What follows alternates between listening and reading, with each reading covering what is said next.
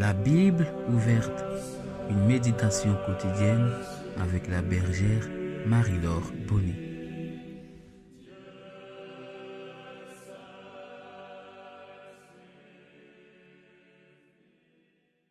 Shalom, chers frères et sœurs en Christ. Shalom, chers fils et filles de l'Alliance. Nous sommes aujourd'hui le vendredi 3 avril 2020. Nous poursuivons notre méditation quotidienne autour du livre du prophète Habakkuk. Disposons-nous pour la prière. Au nom du Père et du Fils et du Saint-Esprit. Amen. Magnifique est le Seigneur, tout mon cœur pour chanter Dieu.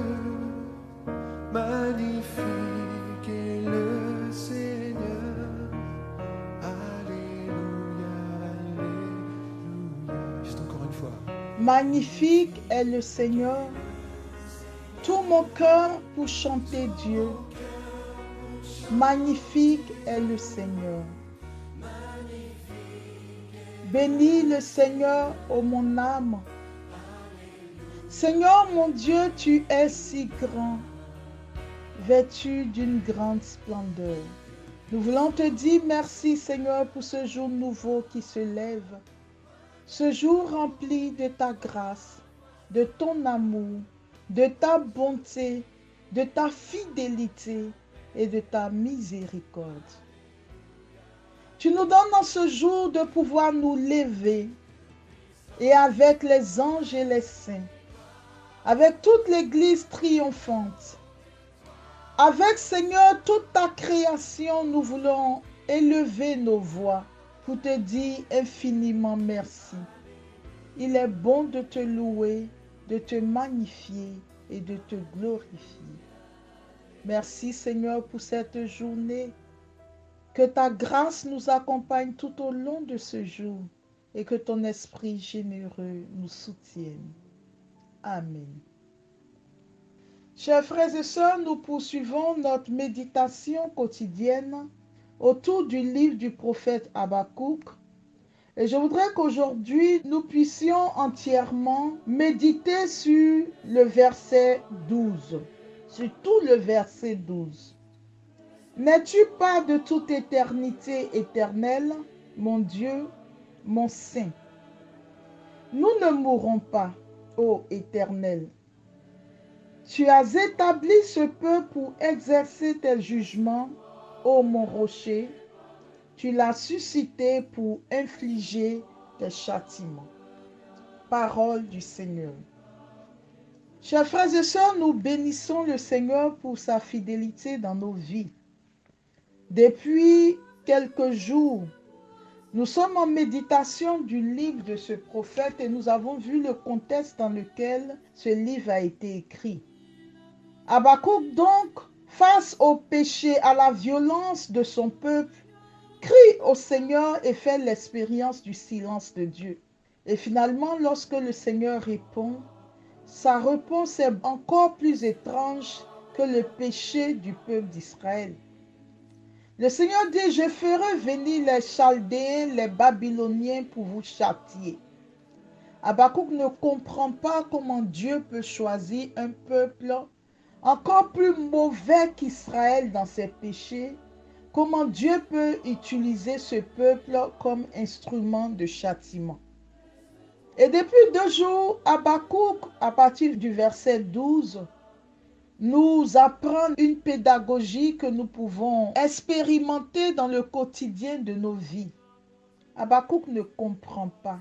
Son intelligence ne perçoit pas la démarche de Dieu, ne comprend pas comment Dieu peut utiliser les Chaldéens pour venir punir le peuple d'Israël. Et qu'est-ce qu'Habakkuk va faire à partir du verset 12? Habakkuk met de côté ce problème qu'il ne comprend pas et rentre en lui à la recherche de ses certitudes intérieures.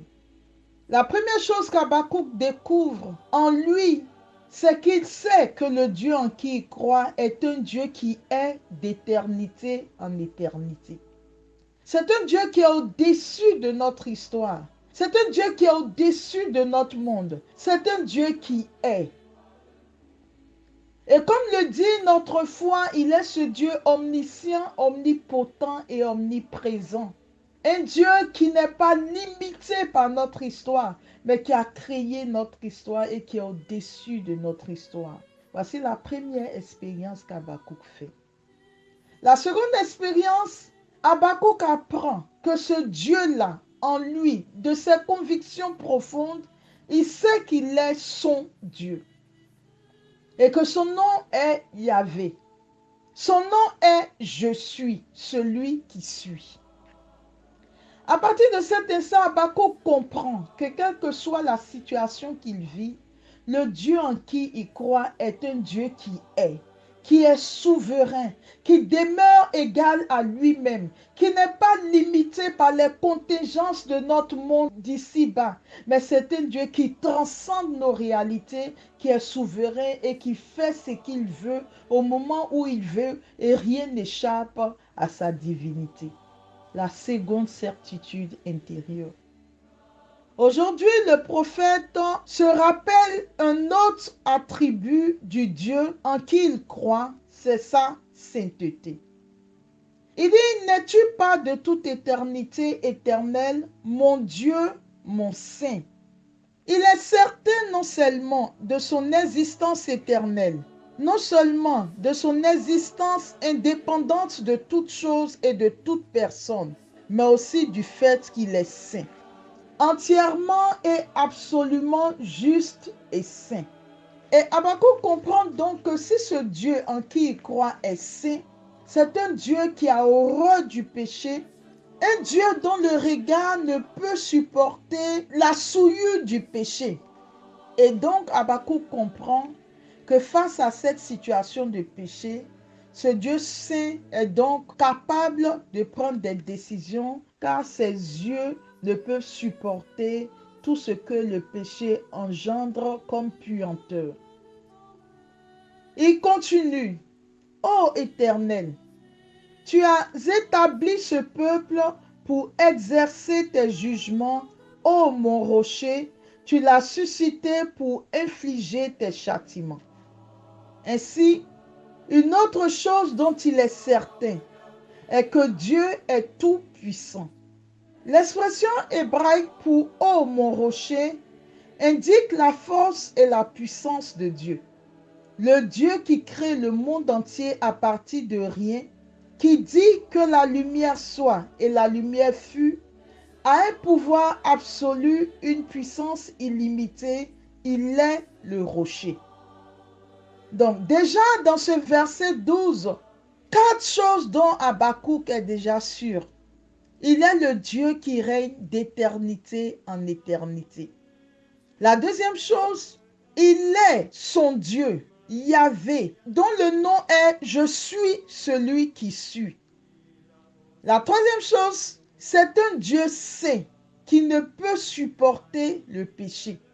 La quatrième chose, il est le rocher, le Dieu tout-puissant, celui qui dit et cela s'accomplit, celui sur qui il peut se poser.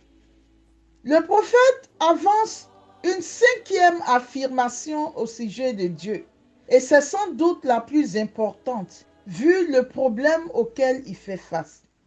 N'es-tu pas de toute éternité éternelle, mon Dieu, mon saint? Nous ne mourrons pas. Que signifient les paroles « Mon Dieu, mon saint » ? Nous ne mourrons pas. Il se rappelle que Dieu est le Dieu de l'alliance. Bien qu'il soit indépendant et absolu, éternel, puissant, juste et saint, il a malgré tout daigné faire alliance avec les hommes. Il a fait alliance avec Noé. Il a fait alliance avec Abraham.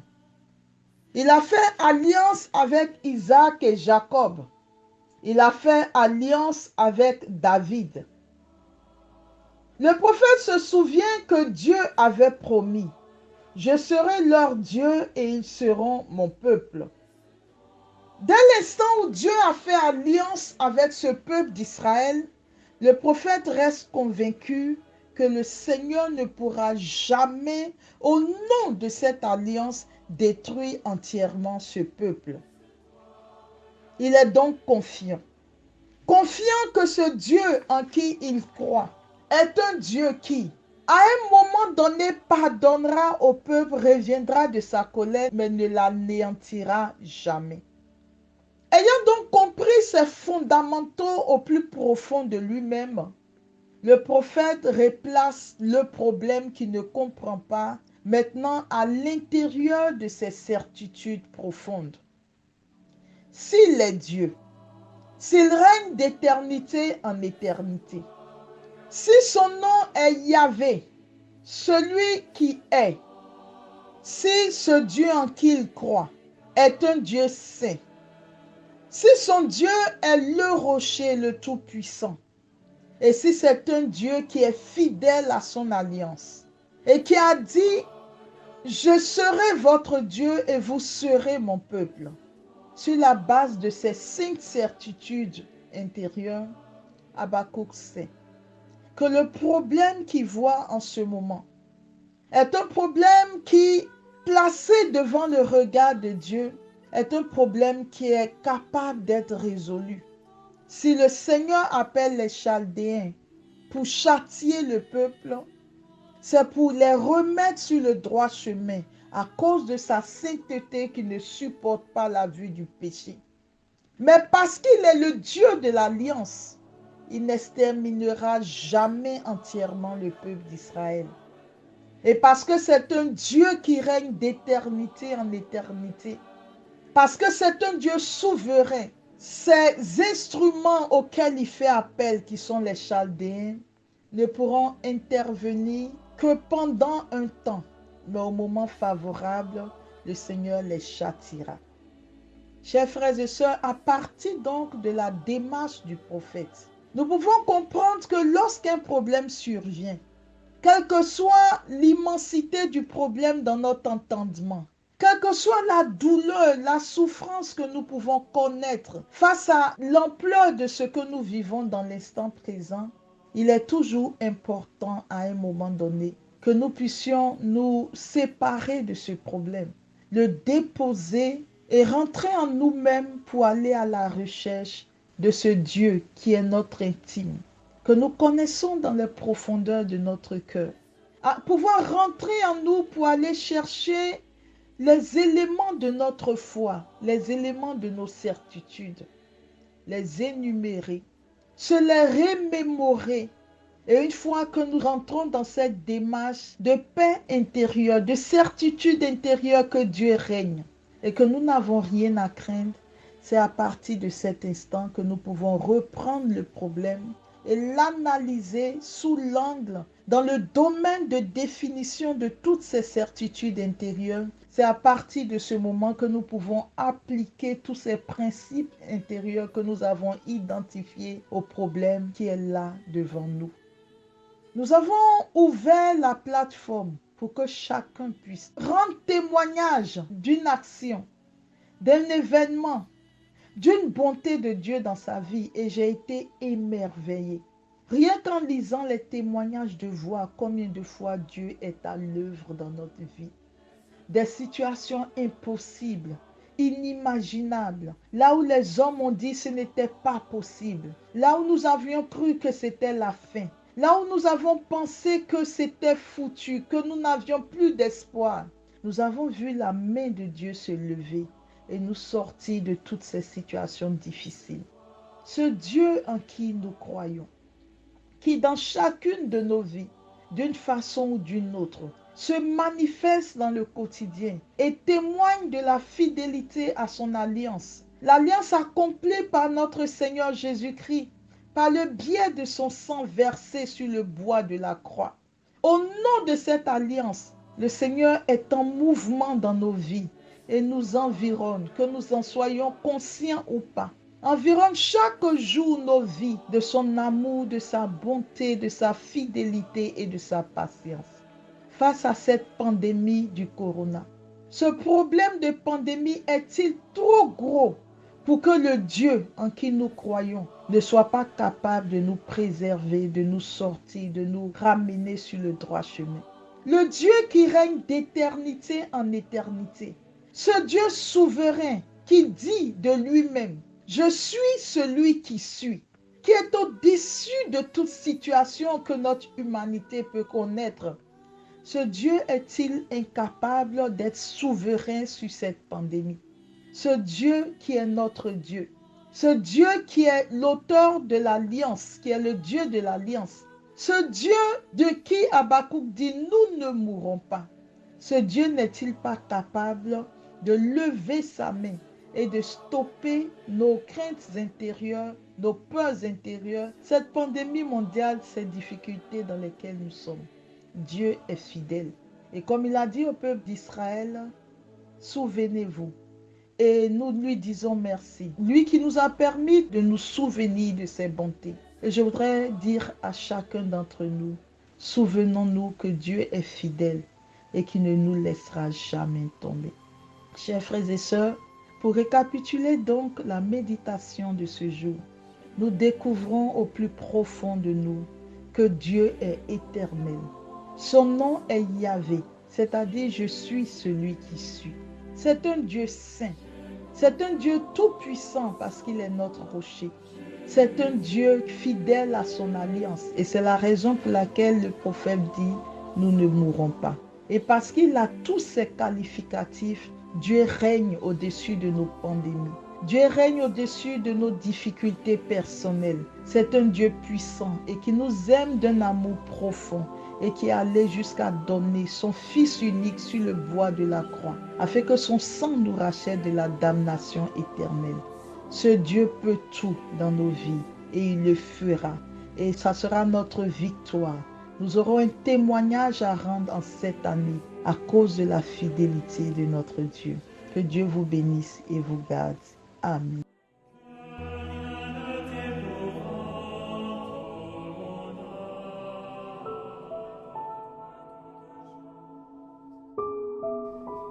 Vous venez de suivre la Bible ouverte, une méditation quotidienne avec la bergère Marie-Laure Bonny.